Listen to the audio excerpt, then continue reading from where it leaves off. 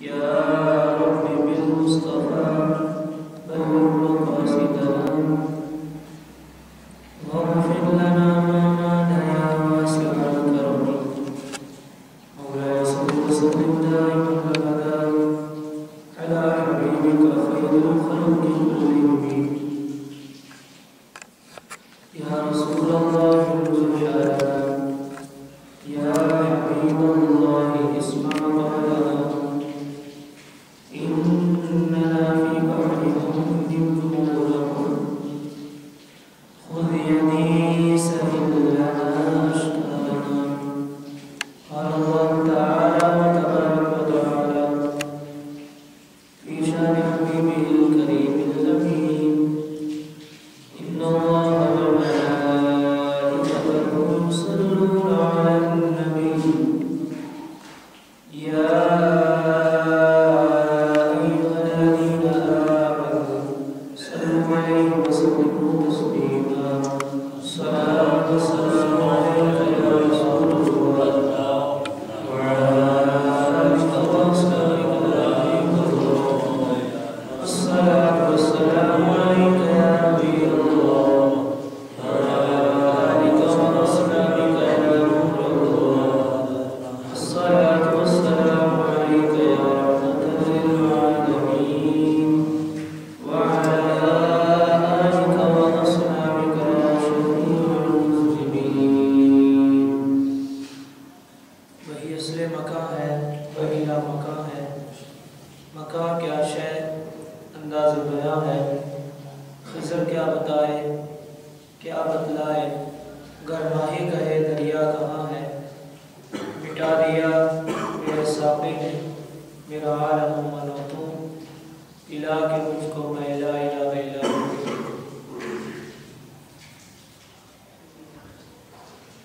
اللہ پاک کے کرم سے جمعۃ المبارکہ خوبصورت دن جس میں ہم اللہ پاک کے گھر میں حاضر ہیں. اللہ تبارک و تعالیٰ اپنی بارگاہ میں آنا ہم سب کا قبول فرمائے اور علم کی باتیں سیکھنے اور سکھاتے رہنے اور عمل کرتے رہنے اور دوسروں تک پہنچاتے رہنے کی ہم سب کو توفیق عطا فرمائے. دنیا کے اندر زندگی گزارنا آسان بھی ہے اور مشکل بھی ہے.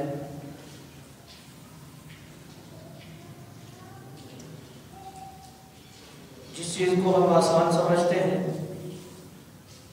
اس میں سب سے اہم بات یہ ہے کہ ہمارے لیے گناہ تک پہنچنا بہت آسان ہے، اور جس چیز کو ہم مشکل سمجھتے ہیں وہ یہ شرعی اعتبار سے قرآن اور حدیث کے اعتبار سے نیکی تک پہنچنا مشکل تو نہیں، لیکن دنیا نے نیکی تک پہنچنا مشکل بنا دیا ہے. بنا دیا سمجھ لیں یا سمجھ لیا ہے کہ نیکی کرنا ہمارے لیے بڑا مشکل ہے. آپ درد دل رکھنے والے عقل رکھنے والے لوگ اگر اس بات پر غور کریں پوری دنیا و ما فیہا میں گناہ کے آثار زیادہ نظر آئیں گے اور اس کے ساتھ ساتھ گناہ کرنے والے بھی نظر آئیں گے. حالانکہ گناہ کرنے کے لیے پیسہ بھی خرچ ہوتا ہے، محنت بھی لگتی ہے، لیکن ساتھ ساتھ اگر نیک اعمال کی بات کی جائے تو اس جانب آپ کو چند کہہ لیں یا فیصد کے اعتبار سے کہہ لیں لوگ نظر آئیں گے. اگر دنیا والوں سے پوچھا جائے تو وہ آگے سے آپ کو یہی جواب دیں گے کہ نیکی کرنا بڑا مشکل ہے. حالانکہ ہونا یہ چاہیے تھا کہ گناہ کرنا ہمارے لیے مشکل ہونا چاہیے تھا، لیکن چونکہ دنیا والے اپنے آپ کو عقل مند بھی سمجھتے ہیں، معاشرہ بہت آگے تک چلا گیا، ہر ایک کی اپنی سوچ ہے، ہر ایک کی اپنی فکر ہے، چھوٹی چھوٹی نیکیوں کو ہم نے مشکل بنا دیا ہے۔ اگر اس کے پیچھے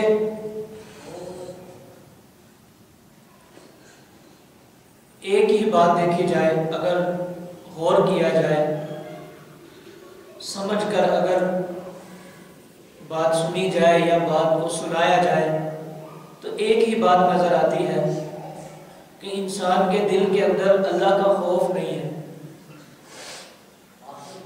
جس رب نے پیدا کیا ہے اس کا ڈر نہیں ہے۔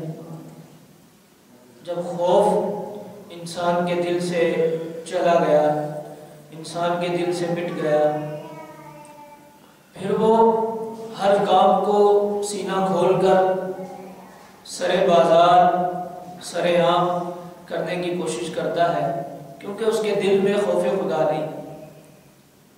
اور جس کے دل میں خوف خدا ہوتا ہے، سرے عام سرے بازار کرنا تو دور کی بات، وہ اکیلے بیٹھ کر بھی سوچتا ہے کہ یار میں گناہ کرنے لگا ہوں، میرا رب مجھے دیکھ رہا ہے۔ لیکن جن کے دل میں خوف نہیں ہوتا وہ تو سرے عام کرتے ہیں، لیکن ان کو کوئی مسئلہ نہیں۔ اگر ان کو کوئی روکے تو رکنے والے نہیں۔ اگر میں یہ کہوں تو غلط نہ ہوگا کہ آج کل گناہ بھی فیشن سمجھ کر کیا جاتا ہے، کہ جس طرح فیشن ایک عورت کرتی ہے یا بناؤ سنگار ہم گھر میں کرتے ہیں تاکہ لوگ دیکھیں، لوگ ہماری طرف متوجہ ہو کتنا خوبصورت گھر بنایا ہے۔ گاڑی کو ہم سجاتے ہیں کیوں؟ لوگ دیکھیں کتنی خوبصورت گاڑی سجائی ہے۔ اچھا لباس اس لیے پہنتے ہیں اکثر اوقات تاکہ لوگ دیکھیں کہ خوبصورت لباس پہنا ہے۔ یہ ہماری زندگی کا اصول ہے۔ چلیں اچھا لباس پہننا جائز ہے، اچھی گاڑی رکھنا یہ بھی جائز ہے، اچھا گھر بنانا یہ بھی جائز ہے، اس کی جواز کی صورتیں ہیں، لیکن گناہ بھی فیشن سمجھ کر کیا جاتا ہے تاکہ لوگ ہمیں دیکھیں، ہماری جانب متوجہ ہوں۔ پہلے کے معاشرے کے اندر گناہ جو کرتا تھا لوگ اس کو برا بھلا کہتے تھے، لوگ اس کو طنز کرتے تھے، لیکن آج گناہ جو کرتا ہے اس کی واہ واہ ہوتی ہے، لوگ اس کے نعرے بھی لگاتے ہیں، اس کا نام بھی معاشرے کے اندر بلند و بالا ہوتا ہے۔ لیکن دوسری طرف صرف مثال دینے کے لیے سمجھاؤں، محلے کے اندر، خاندان کے اندر، دوستوں میں اگر کوئی داڑھی رکھ لے تو ہم اس کو بری نظر سے دیکھتے ہیں، یہ تو مولوی بن گیا ہے۔ صرف ایک چیز کی مثال دے رہا ہوں، ایک نیکی کی۔ دوسری طرف ہمارے 8 دوست 10 دوست داڑھی نہیں رکھا انہوں نے، وہ نماز نہیں پڑھتے، وہ گناہ کرتے ہیں، اللہ کو ناراض کرنے والے اعمال کرتے ہیں، ان کی جانب ہماری توجہ نہیں۔ لیکن ہمارے دوستوں کے اندر، خاندان کے اندر، محلے کے اندر اگر کسی ایک نے داڑھی رکھ لی تو ہماری توجہ اس جانب چلی جاتی۔ یہ اس بات کی طرف لے جانے کی کوشش کی جا رہی ہے اور چلے بھی گئے ہیں کہ نیکی کا کوئی اثر نہیں، نیکی کی کوئی اہمیت نہیں۔ دنیا کے اندر اگر اہمیت ہے تو وہ گناہ کی ہے۔ یہ ہمارا معاشرہ اس قدر پروان چڑھتا جا رہا ہے، اس قدر پروان چڑھتا جا رہا ہے کہ شاید کوئی اللہ کا بندہ اس سے محفوظ ہو۔ یہ ایک انسانی معاشرہ جنم لیتا جا رہا ہے۔ اللہ کی بارگاہ میں ہم پناہی طلب کر سکتے ہیں، کیونکہ دوسرے بارے میں اللہ کریم نے ارشاد فرمایا جو کافر ہیں وہ تمہیں جہنم کی طرف بلاتے ہیں، کافر تمہیں جہنم کی طرف بلا کر عذاب دلانا چاہتے ہیں، لیکن اللہ کیا کرتا ہے؟ واللہ یدعو الی الجنہ، اللہ فرماتا ہے میں تو جنت کی طرف بلاتا ہوں تاکہ انسان جنت کے راستے کی جانب گامزن ہو۔ جنت مانا نیکی کے راستے کی جانب، تو تو جب نیکی کے راستے کی جانب چلا جائے گا انسان تو اس کو اللہ پاک جنتی عطا فرمائے گا، لیکن چونکہ ایک طرف شیطان ہے، ایک طرف اللہ پاک کی ذات ہے، شیطان نے خود کہا وَلَأُضِلَّنَّهُمْ وَلَأُمَنِّيَنَّهُمْ، اللہ پاک کی بارگاہ میں قسم اٹھا کر کہا کہ میں ضرور لوگوں کو گمراہ کروں گا۔ یہ اس نے کہا شیطان نے، لوگوں کو گمراہ کروں گا، راستے سے بھٹکاؤں گا۔ اب دیکھیں شیطان بھی اپنی طاقت استعمال کر رہا ہے، اللہ کی طاقت تو شیطان سے اعلیٰ ہے، اللہ ہی نے شیطان کو طاقت دی ہے، لیکن انسان کو اللہ پاک نے ایک ایسی چیز عطا فرمائی ہے، وہ ہے عقل۔ عقل کے ذریعے انسان سوچ سکتا ہے کہ میں نے کس جانب جانا ہے۔ بڑی بات آپ نے بھی سنا ہوگا، ہماری گفتگو ہوتی ہے کسی سے تو لوگ کہتے ہیں کہ جب اللہ چاہے گا تو نماز پڑھ لیں گے، اللہ چاہے گا تو نیکی کر لیں گے، اللہ ہی نہیں چاہتا اس لیے میں نیکی نہیں کرتا۔ میں نے کہا اچھا مجھے بتائیں آپ کے پاس عقل ہے، سمجھداری ہے، آپ کو پتا ہو کاروبار شروع کرنے سے پہلے کہ یہ کاروبار کروں گا تو مجھے 5 لاکھ کا نقصان ہو جائے گا، دوسرا کروں گا تو فائدہ ہوگا، مجھے بتائیں کون سا کاروبار شروع کریں گے آپ؟ عقل یہی کہتی ہے کہ جس میں نفع ہوگا وہی شروع کروں گا، جس میں میرا فائدہ ہوگا اسی کو شروع کروں گا۔ میرا گمان یہی کہتا ہے کہ جب دنیا کے معاملے کے اندر آپ کو نفع کا نقصان کا پتہ ہے، کیا آخرت کے معاملے میں نفع نقصان کا نہیں پتہ؟ صرف دنیا کے معاملے میں ہماری عقل چلتی ہے، صرف دنیا کے معاملے کے اندر ہماری سمجھداری چلتی ہے، دنیا کا کوئی فیصلہ ہو دانشور سب سے بڑے ہم کہلاتے ہیں، لیکن آخرت کا معاملہ آ جائے کہتے ہیں اللہ چاہے گا، ہاں اللہ تو چاہتا ہے بندے نیک بنے، لیکن اللہ پاک نے عقل بھی تو عطا فرمائی ہے۔ جس طرح آپ دنیا کے معاملے کے اندر سوچ سمجھ کر کاروبار کرتے ہیں، فیصلہ کرتے ہیں، اسی طرح آپ کے سامنے جنت اور دوزخ بھی ہے۔ اللہ پاک نے ہمارے سامنے یہ راستے رکھے ہوئے ہیں، تو آخرت کے معاملے میں کیوں نہیں سوچتے؟ تو پتہ یہی چلتا ہے کہ شیطان ہمیں چالوں کے اندر شکار کر کے گھما پھرا کر ہمیں کہتا ہے نہیں کوئی مسئلہ نہیں یار، فجر میں سوئے رہو گے تو پھر کیا ہوگا؟ کوئی مسئلہ نہیں۔ تم ظہر کی نماز نہیں پڑھو گے تو کیا ہو جائے گا؟ کوئی تمہیں آ کے پکڑ تھوڑی لے گا، گربان تھوڑی پکڑ لے گا۔ لیکن افسوس طلب بات یہ ہے کہ یہ سارے گناہوں کے اندر صرف ایک چیز ہے، وہ اپنے رب کا خوف نہیں ہے، اللہ کا ڈر نہیں ہے۔ ہمارے اسلاف ایسے تھے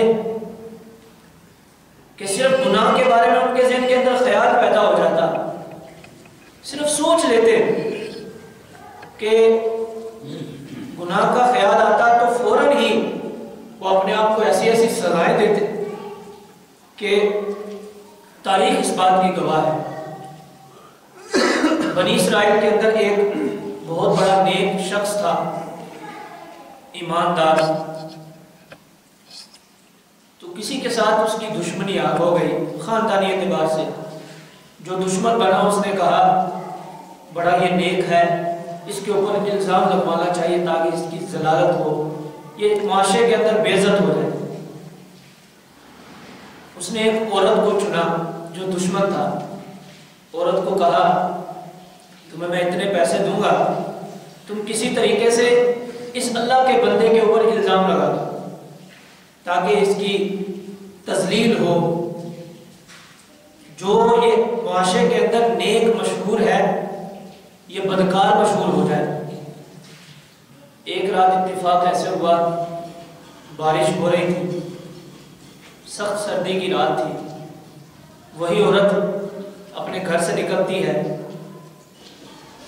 اس اللہ کے بندے کی جھونپڑی کی جانب جاتی، جھونپڑی کے باہر کھڑے ہو کر آواز لگاتی ہے اللہ کے بندے بارش بڑی ہو رہی ہے، میرے پاس رہنے کی جگہ نہیں ہے، سخت سردی بھی ہے، آپ مجھے جگہ دے دیں تو بہتر ہوگا۔ اس اللہ کے بندے نے پہلے انکار کیا کہ میں جگہ نہیں دے سکتا، لیکن اس نے دوبارہ آواز بلند کی اسی عورت نے کہ تو مجھے اللہ کے لیے آج کی رات پناہ دے دے، بارش ہو رہی ہے، رات کا وقت ہے۔ جب اس نے 3-4 بار بولا تو اس اللہ کے بندے نے انسانی اعتبار سے اس کو جگہ دے دی۔ اب وہ اللہ کا بندہ مسلسل عبادت میں مصروف رہا، وہ عورت آ کے لیٹ گئی اس کے پاس۔ عورت نے بڑی چالیں کھیلی کہ اس کو کسی طریقے سے گناہ کی طرف لے جاؤ۔ اب آپ کو پتہ ہے کہ سامنے گناہ ہو تو انسان ہے نا بندہ، خیالات تو پیدا ہوتے ہیں۔ اب اس اللہ کے بندے کے دل کے اندر خیال پیدا ہوا، کوئی نہیں دیکھ رہا، کوئی نہیں دیکھ رہا، کسی کو پتہ نہیں ہے، کوئی مسئلہ نہیں ہے، گناہ کی دعوت بھی دے رہی ہے، گناہ کر لیتا ہوں پھر کیا ہوگا، ذہن کے اندر خیال پیدا ہوا۔ لیکن پھر دوبارہ سوچا اگر کل قیامت کے دن میرے رب نے مجھ سے پوچھ لیا تو میں کیا جواب دوں گا۔ پہلی بار جب دعوت گناہ دی اس عورت نے تو اس نے ایک دیا جلایا، دیا جلانے کے بعد اپنی ایک انگلی کو اس دیے کے اوپر رکھ دی، اس کی پوری انگلی جل گئی۔ اس نے اپنے آپ سے کہا کہ اے نفس، تو دنیا کی آگ یہاں پر برداشت نہیں کر سکتا، دنیا کی آگ کے اوپر وہ تھوڑی سی جلی ہوئی ہے، تمہاری ایک انگلی جل گئی ہے، تو کل قیامت کے دن جب جہنم کی آگ جو 70 گنا تیز ہوگی اس کو کیسے برداشت کر سکے۔ اب جب اس نے ایک انگلی جلائی، دوبارہ عبادت کے لیے گیا تو اس عورت نے دوبارہ گناہ کی دعوت دی۔ پھر دل کے اندر خیال پیدا ہوا کہ گناہ کر لیتا ہوں، پھر دوبارہ یہ آیا، دوسری انگلی کو جلایا، حتیٰ کہ اس نے پورے ہاتھ کی 5 انگلیوں کو جلا لیا۔ اس عورت نے جب یہ منظر دیکھا تو دیکھ کر حیران ہو گئی کہ اتنا خوف خدا، اتنا اللہ کا ڈر، کیونکہ قرآن عظیم فرقان حمید ارشاد فرماتا ہے یا ایھا الذین آمنوا اتقوا اللہ حق تقاتہ، اللہ فرماتا ہے ایمان والو اللہ سے ڈرو حق تقاتہ، جیسا ڈرنے کا حق ہے، زبانی کلامی طور پر نہیں کہ جس طرح مجھ سے کوئی پوچھے اللہ سے ڈرتے ہو، میں کہتا ہوں اللہ سے ڈرتا ہوں، کوئی معاملہ ہو جائے میں آگے سے کہتا ہوں میں تو اللہ سے ڈرتا ہوں بس یار، نہیں تو میں یہ کر دوں وہ کر دوں، یہ عام طور پہ ہم الفاظ کہتے ہیں، یہ ہمارا زبانی کلامی طور پر اللہ سے ڈرنا ہے۔ لیکن اللہ کیا فرماتا ہے حق تقاتہ، اے ایمان والو تم نے ایمان لایا، تم نے کلمہ پڑھا، مجھ پر ایمان رکھتے ہو، رسول پر ایمان رکھتے ہو، تم کلمہ شہادت پڑھتے ہو، قرآن حدیث پر ایمان رکھتے ہو، لیکن یاد رکھو زبانی کلامی طور پر ڈرنا نہیں، جیسا ڈرنے کا حق ہے ویسے ڈرنا۔ لیکن ہمارے لیے افسوس کی بات ہے، ہمارے اسلاف تو یہ تھے اپنے نفس کو سزائیں دے دے کر اللہ سے ڈراتے تھے۔ ہمیں سزا دینے کا کسی نے حکم نہیں دیا، ہمیں تو یوں ہی قرآن کہتا کہ اللہ سے ڈرو، اللہ کا ڈر پیدا کرو۔ جب تم اللہ کا ڈر پیدا کرو گے تو اللہ پاک کی ذات تمہارے قریب ہوگی، اللہ پاک کی ذات ہمارے جب قریب ہو جائے گی، اللہ کی رحمت قریب ہوگی، تو پھر دیکھنا اللہ کیا نوازتا ہے تمہیں۔ لیکن دیکھیں ابھی جو میں نے اپنی داستان آپ کو سنائی، بنی اسرائیل کتنے ہزار سال پہلے گزرے، لیکن دیکھیں آج اس اللہ کے بندے کی داستان یہاں پر بیان کی جا رہی ہے۔ اگر وہ اللہ کا خوف نہ کرتا اللہ کا بندہ تو آج اس کی ہسٹری بیان نہ ہوتی، اس نے اللہ کا خوف کیا تو آج اس کا نام بھی زندہ ہے۔ لیکن اصل مسئلہ یہ ہوتا ہے کہ ہم وقتی طور پر اپنا نام روشن دیکھتے ہیں، کیونکہ گناہ کے اثرات ہی ایسے ہوتے ہیں، نافرمانی کے معاملات ہی ایسے ہوتے ہیں کہ وقتی طور پر ہمیں جو ہے نا وہ ہر چیز نظر آتی ہے، مستقبل کی داستان ہمارے سامنے نہیں ہوتی۔ مستقبل ہمارا کیا ہے، وہ بروز محشر ہے، وہ قبر کا معاملہ ہے، یہ اللہ کے بندوں کی باتیں ہیں۔ یا ایھا الذین آمنوا اتقوا اللہ حق تقاتہ، ڈرنا ہے جیسا ڈرنے کا حق ہے۔ آج دیکھا جائے اولاد کے اندر ماں باپ کا ڈر کیوں نہیں ہے، میں ذرا اس پر بات کرتا ہوں، لیکن یہاں پر ایک بات مجھے یاد آئی۔ ایک امام غزالی رحمۃ اللہ تعالی علیہ نے ایک داستان لکھی ہے بڑے کمال کی، کہ پرانے زمانے کے اندر جس طرح آج جانوروں کی منڈیاں لگتی ہیں، پرانے زمانے میں انسانوں کی منڈیاں لگتی تھی، انسان خریدے جاتے تھے۔ تو اس طرح منگل یا بدھ کا دن ہوا کرتا تھا، لوگ انسان خریدتے تھے۔ ایک بار ایک شخص ایک غلام خریدنے کے لیے منڈی میں گیا۔ اس نے کئی غلام دیکھے لیکن اس کو پسند نہ آئے، لیکن چلتے چلتے ایک غلام اس کو پسند آ گیا۔ اس کے مالک سے اس کا ریٹ پوچھا، اس نے ریٹ بتا دیا۔ جب ریٹ بتانے لگا تو غلام آگے بڑھا، خریدنے والے سے کہتا ہے مجھے خریدنے سے پہلے میری چند شرطیں ہیں۔ یہ غلام کہہ رہا ہے، اب خریدنے والے نے کہا ہے غلام تو بتا تیری کیا شرطیں؟ اس نے کہا میری شرط یہ ہے، سب سے پہلی سارا دن تیرا کام کروں گا، لیکن جب نماز کا ٹائم ہو جائے گا تیرا کوئی کام نہیں کروں گا۔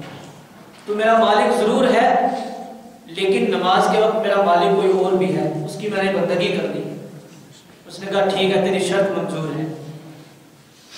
غلام نے دوسری شرط بتائی کہ دن کو تیرا کام کروں گا لیکن رات کو کوئی کام نہیں کروں گا۔ اب جو خریدنے والا تھا اس نے کہا یہ بھی منظور ہے۔ تیسری شرط اس غلام نے بتائی کہ میری تیسری شرط یہ ہے کہ جہاں چاہوں گا وہاں پہ رہوں گا، تو مجھے روکے گا نہیں۔ اب خریدنے والے نے کہا ٹھیک ہے جہاں چاہو وہاں رہو، میں تمہیں نہیں روکوں گا۔ اب اس کو خرید لیا، اس کو اس کی شرطیں پسند آئی کیونکہ نیک شرطیں تھیں اس کی۔ اب لے کے چلا گیا اپنے محل کے اندر۔ جب لے کے گیا تو اس کو کمرے دکھائے اچھے اچھے کہ یہاں رہ لو یہاں رہ لو۔ غلام کو کوئی کمرہ پسند نہیں آیا۔ محل کے اندر سب سے آخر میں ٹوٹا پھوٹا کمرہ تھا، دروازہ بھی اچھا نہیں تھا، اس کی چھت بھی عجیب و غریب تھی۔ غلام نے کہا میں یہاں پہ رہوں گا۔ آقا نے کہا اللہ کے بندے تجھے اچھے اچھے کمرے دکھائے، ان کے دروازے بھی اچھے تھے، کمروں کی رونق بھی تھی، تو وہاں پر کیوں نہیں رہتا؟ غلام نے کہا میری ایک شرط تھی کہ میں جہاں چاہوں گا رہوں گا، میری مرضی میں یہاں پہ رہ رہا ہوں۔ آپ نے شرط اس وقت قبول کی تھی۔ آقا خاموش ہو گیا، ہاں ٹھیک ہے تیری مرضی، میں تو آفر دے رہا ہوں اچھے کمروں میں رہ لو۔ غلام رہنا شروع ہو گیا، اپنے آقا کا کام کرتا رہا، معاملات کرتا رہا، وقت گزرتا گیا۔ نماز کا وقت ہوتا نماز پڑھتا، باقی اپنے آقا کا مالک کا کام کرتا رہا۔ ایک دن آدھی رات کا وقت تھا تو مالک کے ذہن میں خیال پیدا ہوا چلو محل کا دورہ ہی کرتے ہیں، دیکھتے ہیں کیا معاملات ہو رہے ہیں، غلام کیا کیا کر رہے ہیں۔ آدھی رات کا وقت تھا، مالک نکلا، کمروں میں دیکھتا گیا لوگ سو رہے، جو اس کے خدام تھے، جو اس کے غلام تھے۔ لیکن جب سب سے آخری کمرے میں پہنچا جو ٹوٹا پھوٹا تھا، جہاں پر وہ غلام جس نے شرطیں لگائی تھی وہ رہتا تھا، تو جب اس کمرے کے قریب پہنچا، حالانکہ اس کمرے کے اندر کوئی روشنی نہیں تھی، لیکن مالک نے دیکھا کہ وہاں پر روشنی ہے، نور سا سما ہے۔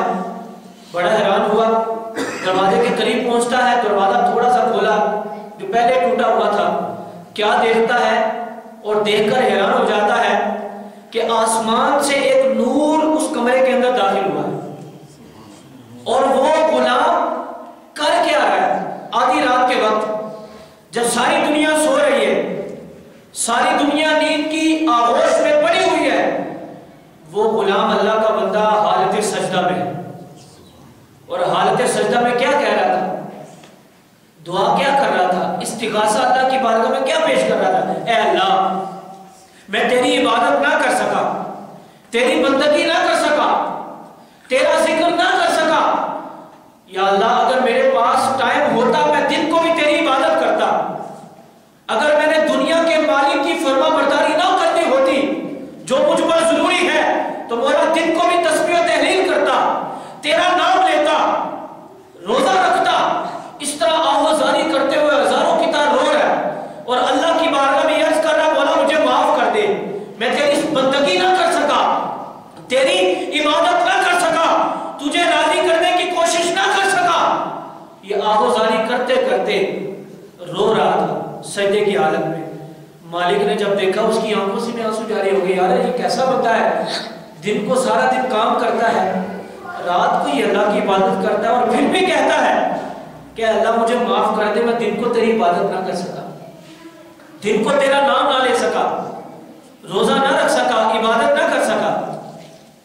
अब उसके दिल के अंदर रहम पैदा हुआ मालिक के, अपनी मलका के पास गया, बीवी के पास जाकर कहा इस तरह मैंने मंजर देखा। बीवी ना मानी, ऐसे कैसे हो सकता है कि एक शख्स सारा दिन काम करता हो और रात को इबादत करता हो।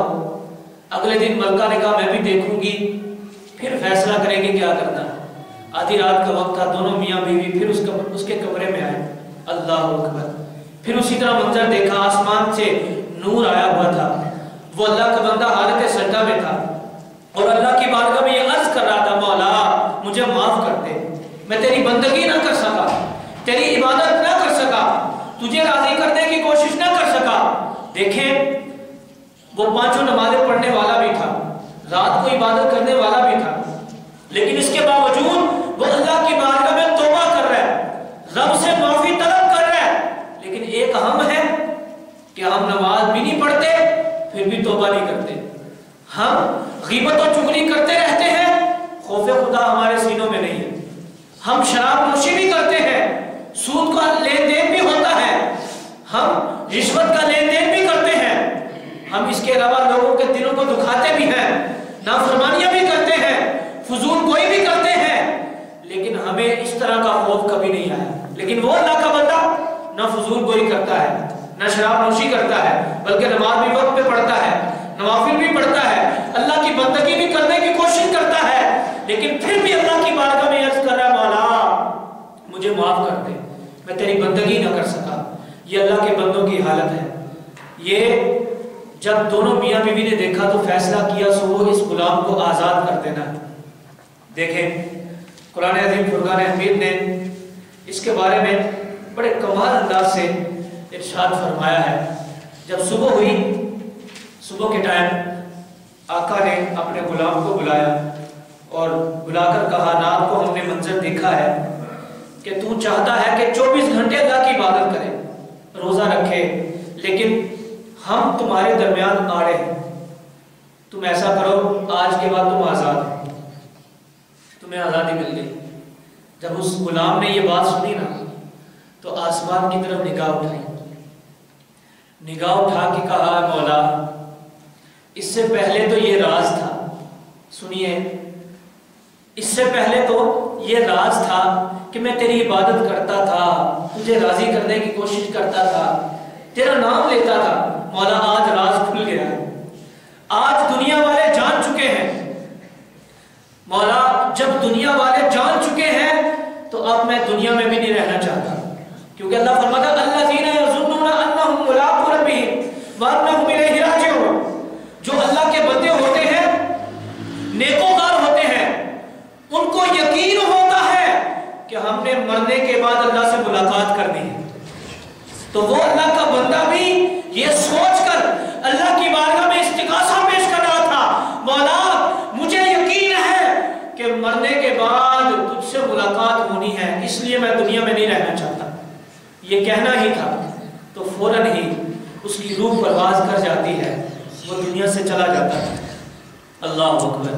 ये अदाएं अल्लाह के बंदों की हैं, और ये अल्फाज भी कहूँ तो शायद हमारे दिलों की रौनक बन जाए कि ये सदाएं भी अल्लाह के बंदों की हैं।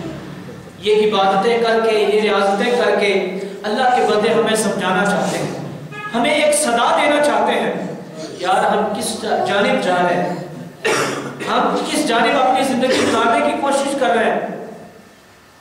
हमारे जहन के अंदर तो कभी कभी, क्योंकि मामला हम ऐसे कर जाते हैं, शायद हमारे जहन के अंदर